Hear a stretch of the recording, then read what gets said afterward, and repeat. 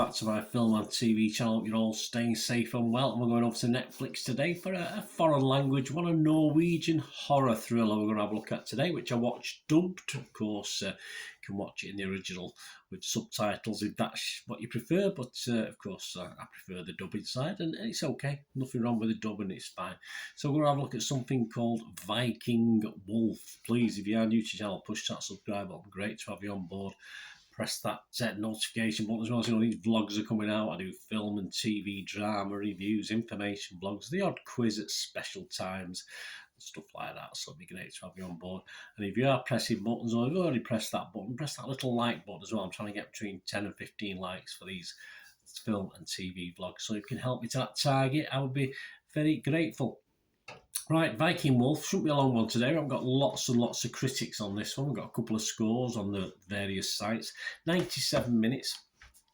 All these little comments and scores as at the 3rd of February 2023. They have changed slightly, actually. I was looking at Internet Movie Database, and now there's about 100 reviews when I first looked at it, and over the space of 48 hours, it's now got up to 544, and it's actually dropped in score, which doesn't surprise me, because as I do say, I think sometimes from the Internet Movie Database, you get the film crew and people connected with the film getting on very quickly and giving 10 out of 10s, etc. So it doesn't surprise me. I think scores do tend to drop over time.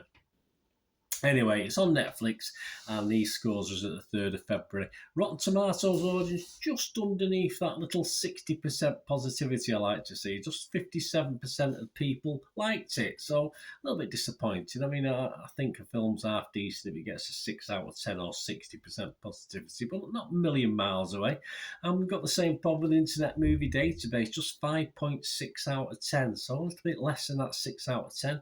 544 people bothered to leave a score and a review, not so many reviews, and a 57% positivity. So again, very identical to the Rotten Tomatoes audience. It doesn't always work like that. What's it about? Well, obviously the clue's in the title, perhaps, Viking Wolf, although we get to see a Viking at the start, but not so much inside in the actual film itself, because it's set in modern day. It's a modern day, well, I suppose they are Vikings, in a way, just modern day Vikings.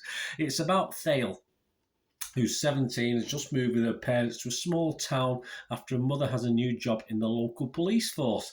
After a student is killed brutally at a party Thale attends, she becomes a key witness. Was the killer an animal, a wolf? Who knows? Well, we sort of know, because we get a brief introduction right at the start of the film with the legend, obviously various legends surrounding wolves and werewolves, and that's what we're talking about. There's no spoiler in this. It's a werewolf film.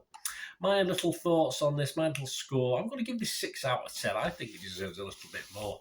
I watched it dubbed, as I said. I mean, as werewolfish films go, it did start out just a wee bit average. I thought it was going to be a little bit disappointing. And it does go on, what was the time scale? 97 minutes. Yeah, so probably about 40 minutes before I really got into it. It was a little bit slow before that.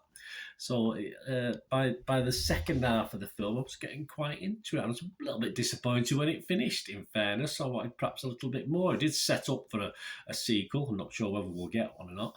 But it's been a while since I've seen a werewolf movie. And it's a streaming film, which is what this basically is. It was worth a watch. I quite enjoyed it, in all fairness. A good old-fashioned wolfy tale in a modern-day setting. A bit of a family link as well. A bit of poignancy, a bit of sympathy, which you like in a monster film. You like to feel a bit sorry for the monsters, don't you? It's not overly scary, but so you can probably watch with young teenagers. I think they'll quite enjoy it. I have to say, they might get a little bit restless for the first 30-40 minutes, but it does improve, believe me. And just a good fun watch, and I enjoyed it. I certainly enjoyed it more than I thought I would after, say, the first 20 minutes or so. Yeah, seek it out if you like a half-decent werewolf film. Anyway, let me know, guys. Anyway, thanks for watching. Please, until we meet again, that's one thing, don't have. Please stay safe, everyone. Bye for now.